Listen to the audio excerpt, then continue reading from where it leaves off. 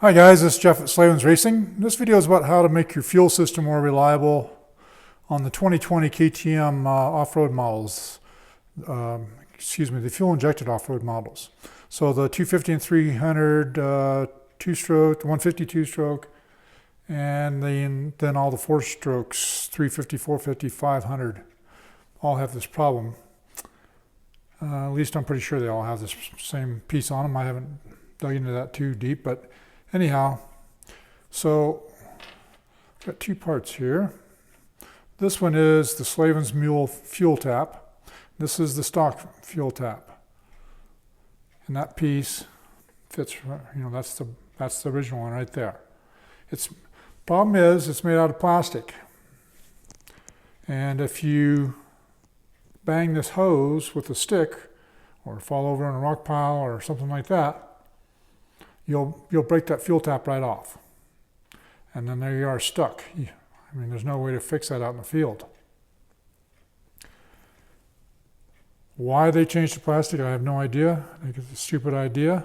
Then they also put this little section right here on it that locks it in. It kind of locks into that piece so that it can't rotate. So that kind of doubled down on the dumbness on this part because, you want it to rotate if you bang into it. If it rotates just a hair, even halfway around, whatever, you might get a slight fuel leak, which you can fix easily by tightening this bolt.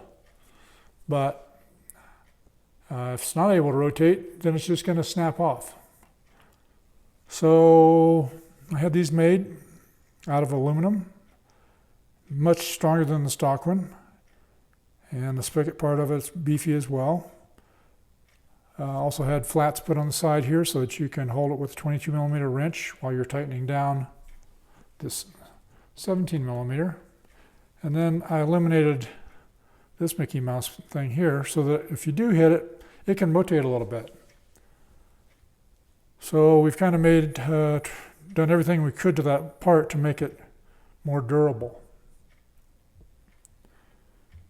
And I'm going to show you here how to install it. It's pretty easy. So what take the seat and the tank off the bike. If you can't handle that part, well then go to your toolbox, lock it up, and throw away the key. Throw it out in the grass somewhere, because maybe you shouldn't be doing this job.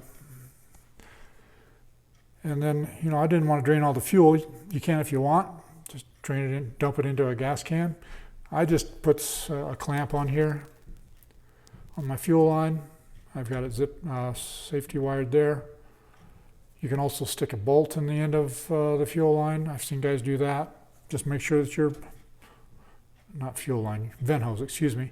Make sure your vent hose attaches well to the cap so it doesn't pop off on you. And I took the side shroud off just so I could tilt this up like this. I left the right shroud on. Put a little block of wood under there. You see my fuel levels right here, and the bolts way up here. This black section is the fuel pump inside the tank, and all the wiring and the hoses and the filter. So all you have to do is undo this bolt and put the new piece on. There's let me just take that off and see. I think there's an O-ring on both sides of this. So let me change camera positions here. Okay, so I removed this section just by undoing that bolt. Just requires a 17 millimeter wrench. Sorry, it fits on like this. And now I'm putting in the Slavens Mule fuel tap. And there are O-rings on both sides. So you take the O-rings.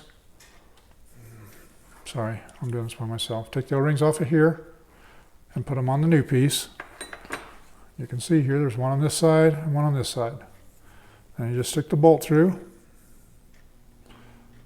There is no right side or there's no up or down to this. Mount it on either way.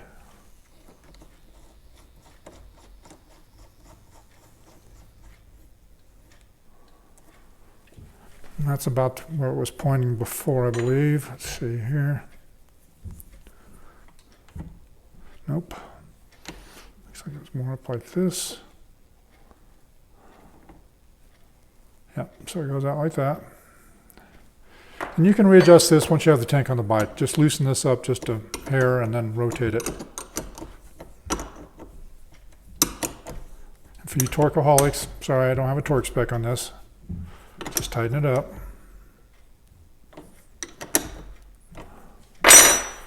Okay, so that part's done. Now we have to remove this. Now we have to remove this little short elbowed fuel line and put it back on here. We're also going to provide these fuel lines separately if you don't want to mess with this process, because it is kind of a pain to take these off. I'll show you how to do that here in just a minute. So once you have the Slavens Mule fuel tap installed on the tank, then you need to get this hose off of the old pieces and mount onto that tap. And I wanted to go back to that tap for just a second. There's the tap there. We've gotten lots and lots of calls about these breaking off, so that's why I made this piece. I'm not into making blingy stuff. I'm not into wasting your money or wasting my time.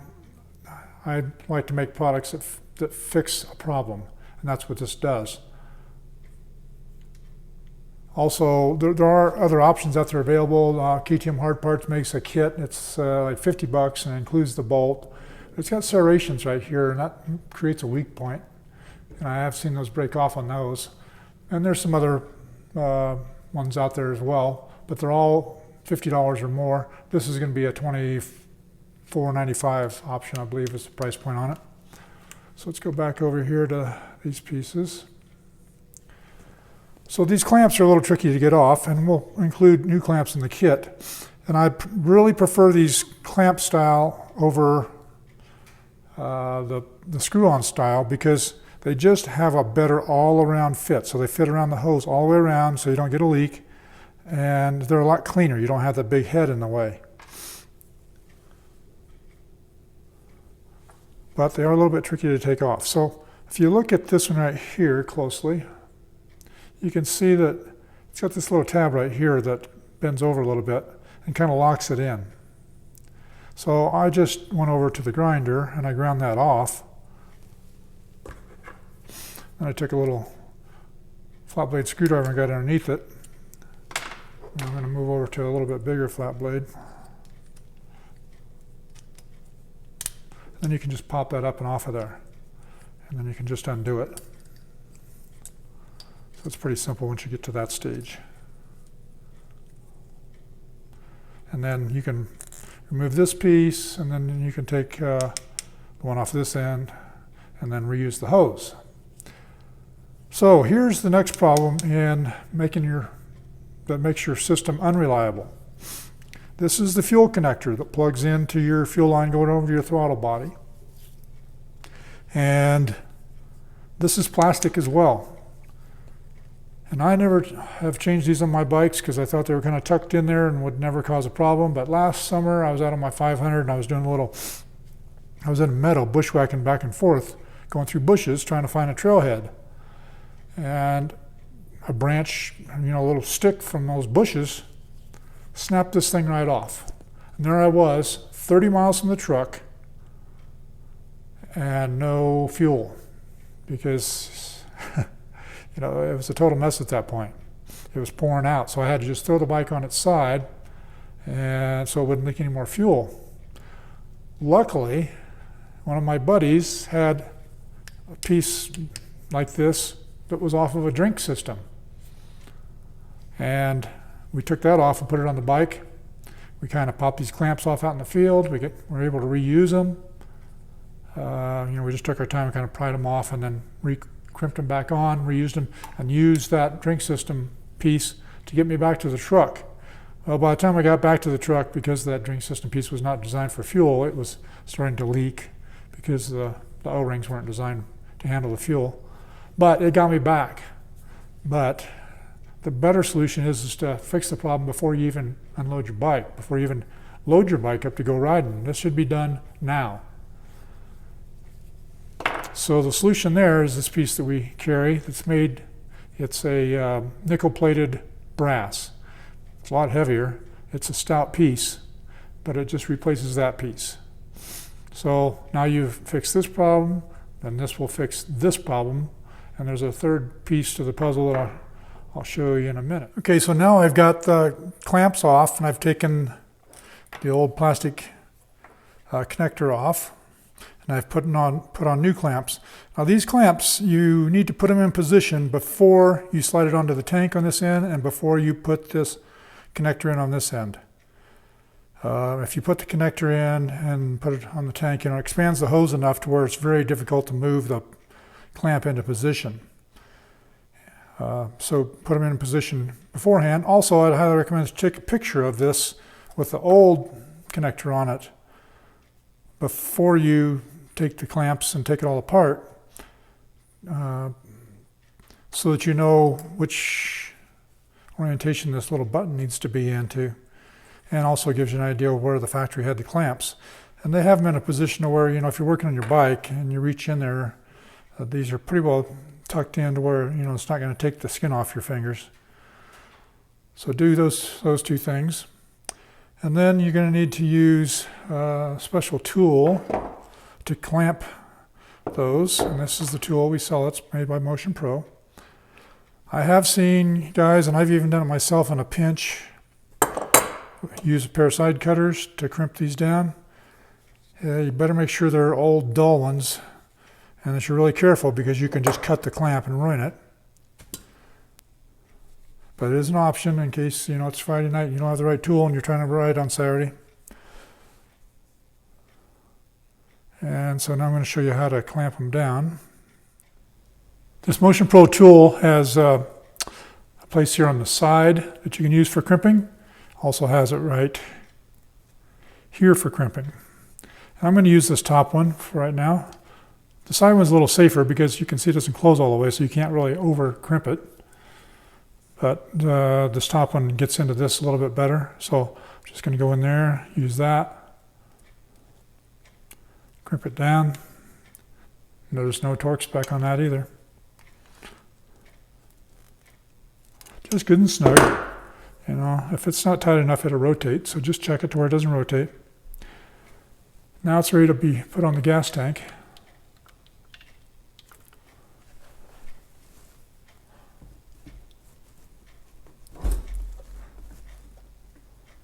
Do that. Rotate this around here. I'm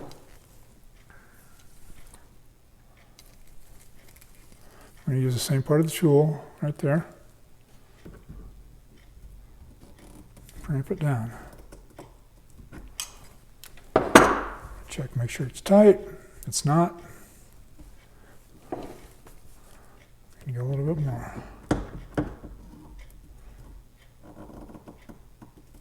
I squeezed it pretty darn hard right there.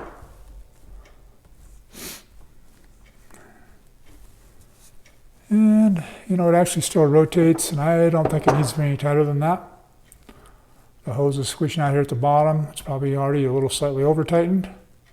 And the fact that it rotates doesn't hurt anything. So now you've got these. You've got your new fuel tap here. You got your new fuel connector here. So you've eliminated two very weak points that were plastic before. And now we're going to move on to the motorcycle and show you the last thing that I recommend us to do. It's not as important as these two, but it's still important in setting up your bike correctly for a safe riding season without troubles from your fuel system. And you could also have, obviously, a fuel pump failure or something like that, but those are a lot less likely. So now we'll move on to step 3. Okay, now we're on to the final step of making your fuel system more reliable. That is adding a higher quality filter to it. So from the factory, this connector is right here. I've already replaced it with a filter, a bigger filter. And inside of this piece is this little piece right here. Let me see if I can get that out of there real quick.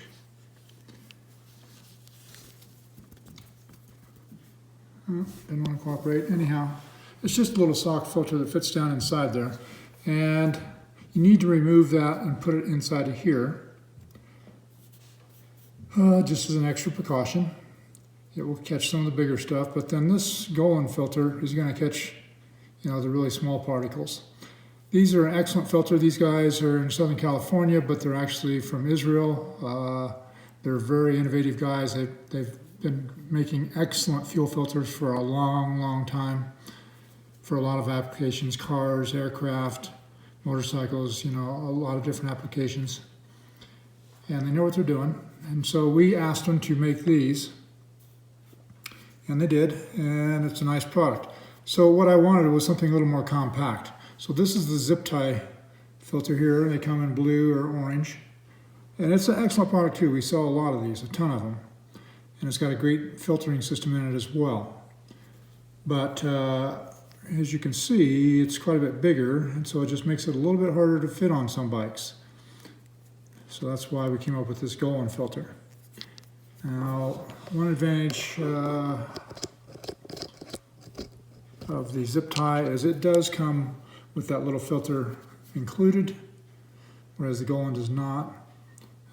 Zip tie has one O-ring here, the Golan has two. They're both about the similar price points. They're on our website. You can check out the pricing there. But, you've gone through, you've replaced that Mickey Mouse fuel tap made out of plastic. You've changed, we've changed the fuel coupler. It's also plastic. And I forgot to mention earlier, that actually goes back to 2012 fuel injected models, the 4-strokes. So that's been around KTM for a long time. So if you got an older KTM, I would highly recommend you change that as well. And then, the final part is the fuel filter. So with all three of those items changed out, you should have a very solid fuel system that's not going to cause you problems throughout the year. Like I said, other than possibly a fuel pump issue, but that's a whole nother video. And I think that's about to wrap it up, guys. This is, sorry it's been such a long video, but there's a lot of complicated pieces to it here that I wanted to, or complicated steps to it that I wanted to go through with you to really make sure you understand how to install it correctly, install all the different pieces correctly. And if you have any questions, you can email us at info@slavensracing.com. We also answer our phone, unlike some of our competitors. We answer our phone all day, every day, Monday through Friday. And we can answer your tech questions there. And please like us on Facebook. And join our YouTube channel. And support your sport. If you don't help keep the trails open, they won't stay open. So that's all for now.